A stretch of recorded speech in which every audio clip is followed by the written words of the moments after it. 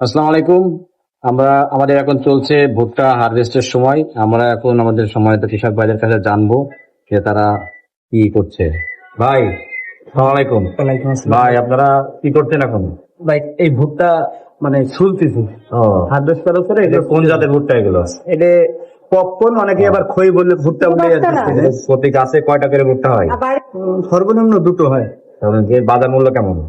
এই খুচরো কিনতে গেলে আপনার 80 টাকা করে কেজি। আপনারা আমাদের সম্মানিত যে কৃষক ভাইরা আছে তারা অনেক পরিশ্রম করে এই ভুট্টাগুলো চাষাবাদ করে থাকে। আপনারা এখন দেখলেন যে তারা এই ভুট্টাগুলো ছাড়াচ্ছে এবং এরপরে এগুলো বাজারজাত করবে। আমরা এখন জানলাম যে এই ভুট্টা সম্পর্কে। আপনারা এই খই ভুট্টা, আপনারা যারা কৃষক পর্যায়ের লোক আছেন তারা এই খই ভুট্টা বা পপকর্ন এটা চাষ করতে পারেন। এটা 70 থেকে 80 টাকা পার কেজিতে বিক্রয় হয়। আপনারা এই ভুট্টা চাষ করে অধিক লাভবান হবেন।